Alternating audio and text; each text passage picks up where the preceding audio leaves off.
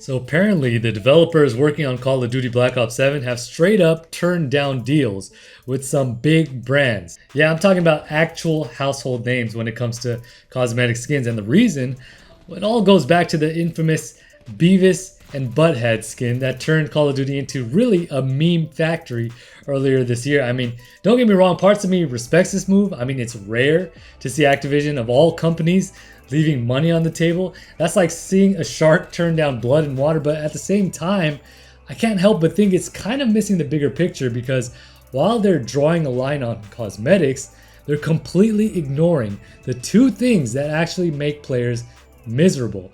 Those are skill-based matchmaking and lobby disbanding. Now let's start with the Beavis skin. If you missed it, earlier this year, Call of Duty dropped one of probably the weirdest cosmetic bundles ever.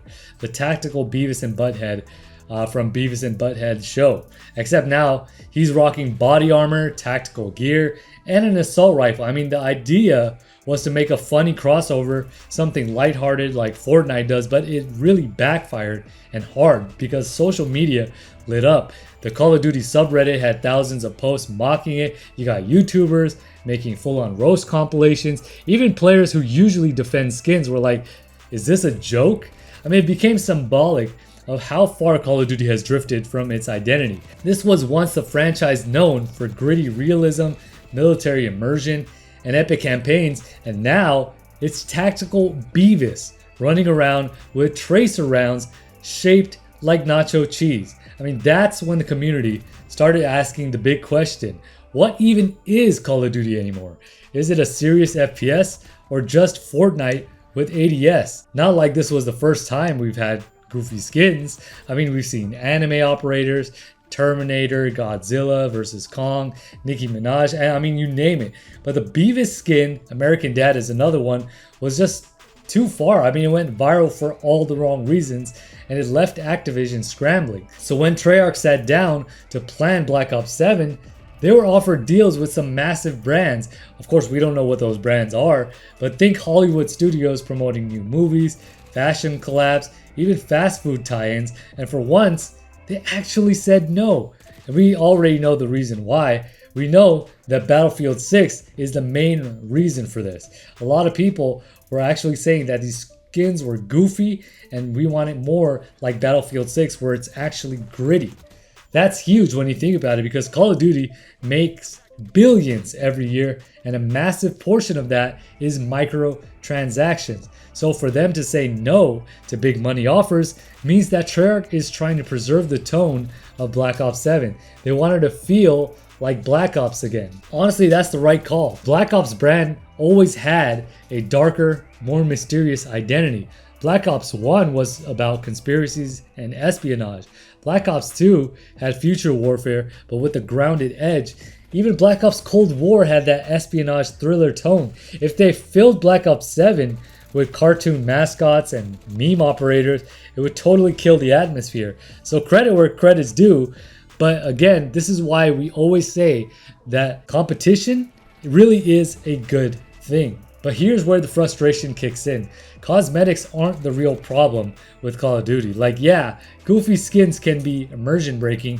They can make the game look silly, but at the end of the day, they're optional. You don't have to buy them. You can ignore them. You can't, however, ignore skill-based matchmaking and lobby disbanding. Those are baked into every single match that you play. It doesn't matter if you're rocking a stock operator or a crazy looking skin, SBMM is still making sure that you're in a sweat fest after every game that you have that's good. Lobby disbanding is still shuffling you out of every group the second the match ends. That's what kills the vibe. That's what burns people out. And yet, Activision acts like those systems are untouchable while skins are fair game. I mean, it's backwards. Let's talk about skill-based matchmaking. I mean, if you've played Call of Duty in the last 5 years, even longer, you know exactly what I mean. You hop on, you have one or two fun matches, maybe you drop a nuke or a high kill streak, just dominate the lobby, right? And then the game punishes you for doing so. Suddenly, you're in a lobby full of people jump shotting, drop shotting, slide canceling, using meta builds, playing like it's the CDL finals. in $1 million tournament. That's skill-based matchmaking at work. It tracks your performance in real time and forces you into these tougher lobbies to so-called balance the experience. But it doesn't balance anything. All it does is make sure that every match feels sweaty, every match is a grind, and every match takes maximum effort. And that's not fun, that's not casual. And the worst part, they won't even acknowledge it.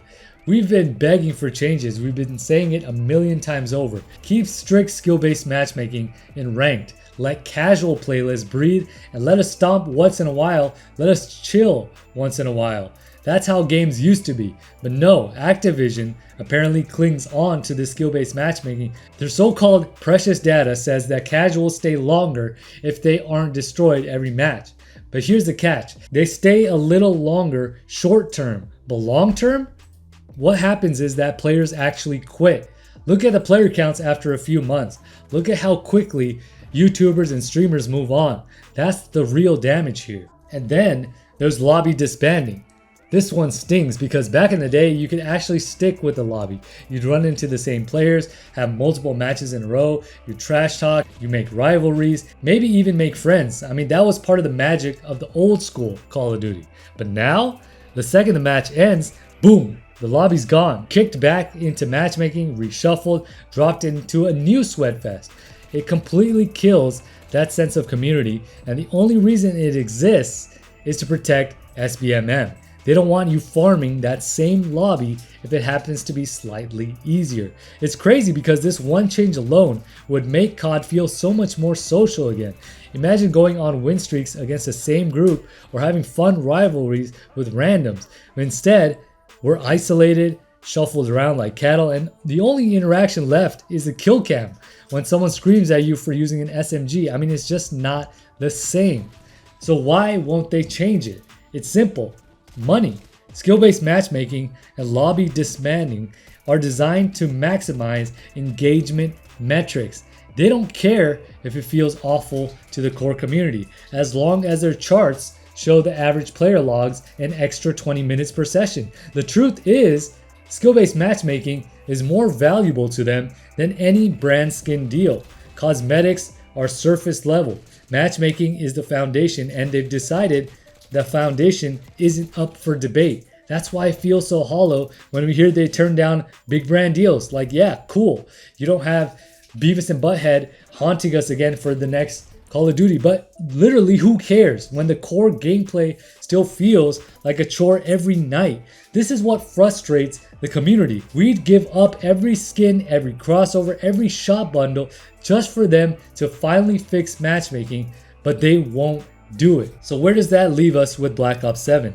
On the bright side, I respect Treyarch for protecting the tone of the game, turning down millions in brand deals, but really we know that's Activision pulling the strings here because they don't want to lose out on the money and lose, more importantly, the players to Battlefield 6. But on the flip side, the real battle hasn't even started until skill-based matchmaking and lobby disbanding are addressed. Call of Duty will never feel like the game that we fell in love with. But that's just my opinion. Let me know what you guys think. Maybe I'm wrong. Maybe you guys don't see it that way. I want to know what your guys' thoughts are down in the comment section below. But anyways, if you guys enjoyed today's video, make sure you guys hit that like button. If you guys are new to the channel, make sure you guys hit that subscribe button. And don't forget to hit the bell to be notified every single time I upload a video. Now with that being said, this is GCP signing off.